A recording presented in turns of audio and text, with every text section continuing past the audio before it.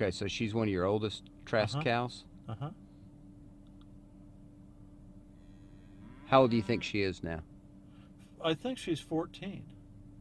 Okay. And where would you say, where is she in the production cycle? Is she getting ready to calve this fall? Yes. Okay.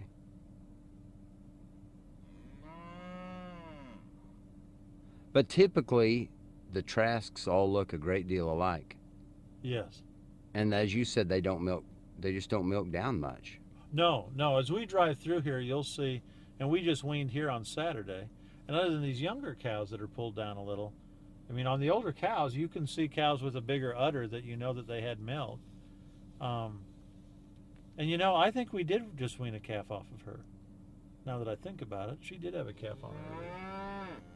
You know, and her udder's a little fuller. Mm-hmm. But I think, but her brisket isn't very full, and she'd be a little Fatter typically. Her brisket if she. So I think that we've just weaned a calf off of her.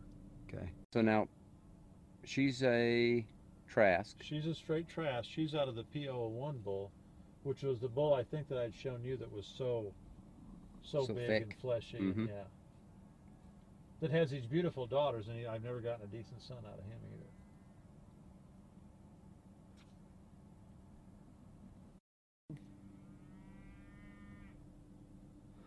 And this is a Kuhlman cow. Uh-huh, that's a Kuhlman cow. She's a little smaller frame than even than the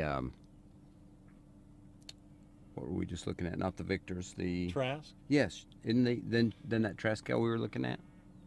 Well, she would be about the same size as that cow. She's Okay. smaller than the Kuhlman cows that I bought. Okay. Some of those old cows are still here, and you'll see they're a little like these Victor cows. They're just a size bigger than what they probably But need this to be. cow would be pregnant right now by looking at her Yeah, flesh. I think so. Yeah, we've not just weaned something off of her. Okay. It's not, you know, they're not quite as fancy as some of the top Trask cows, but I don't think it'll matter. They're thick though. Oh yeah, I mean, they're really just And they've a got a lot of strain bone. Yeah, they're a polled strain of anxiety cattle. Right. Is what they are. Right. Okay. Similar to the Trask cattle, but even more. 006 is her number. Uh-huh. Another. Oh no, wait. She's got the green tag. She's Kuhlman or Victor? No, that's a black tag. That's a black yeah. tag. Okay. And that is Victor. So she is a Victor cow. Yeah, but she looks like a Trask cow, or she could be a Kuhlman cow. Right. The way that hair coat is. Yes. But, But she's much thicker on the average than the Victors. Oh yeah, I mean, if she didn't have that black ear tag, I'd swear that she was not Victor. Because that just isn't what a Victor cow looks like. And I've got 3 or 4 of them like that, which. Both Victors. Uh-huh. Yep. But kind of dark, like you'd expect a lot of Victors to be.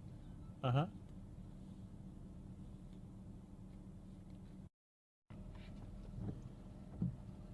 Okay, so what about this cow? Well, this was my pick of the John Cotton herd, and she's the best of the cattle that I bought from him. And he had 2 full sisters to her, who were both bigger than her and maybe a little thicker than her. But that is about as much cow as we can support here.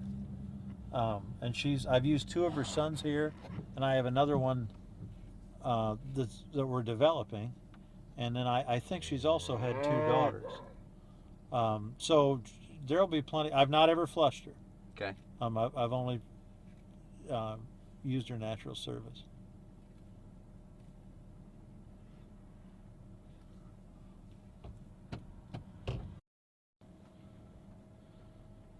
All right, so she is cotton bred also? No, that's a Y. She's just pure Y. Yep, okay. that's a Y cow.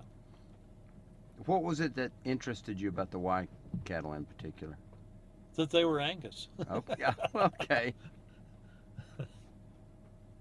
And but anyway, this is a younger one here.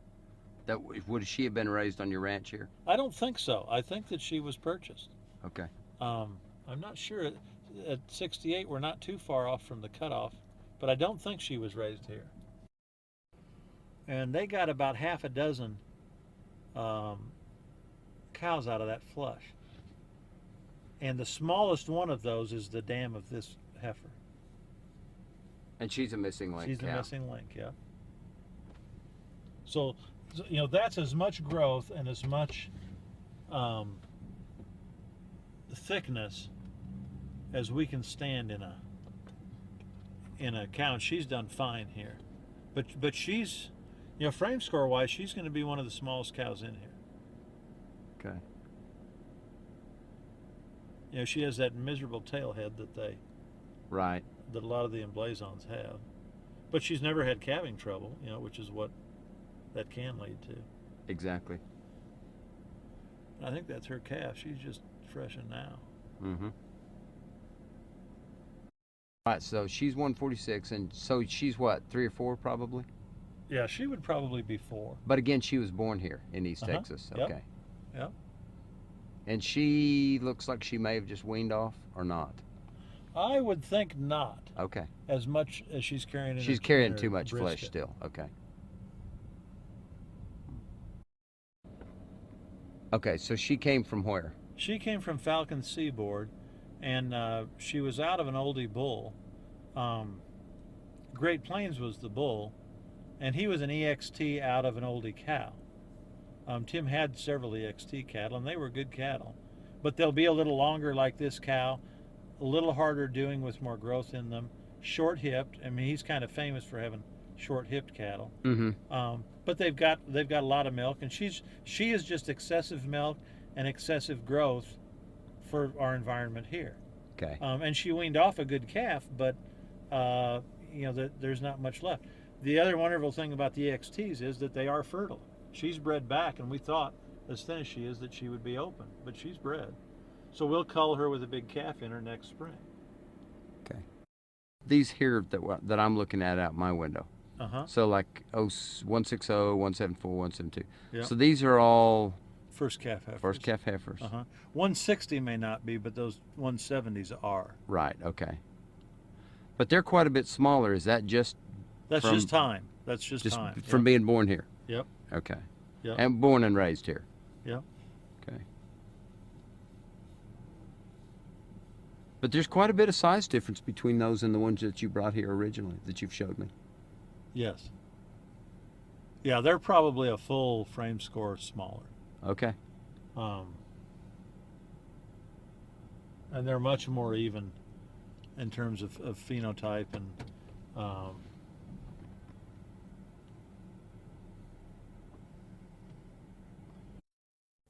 You had told me earlier about how people tend to choose larger bulls than they do cows, or they look at your cows and like them, and then they think that the bulls are too small. But what's going on there?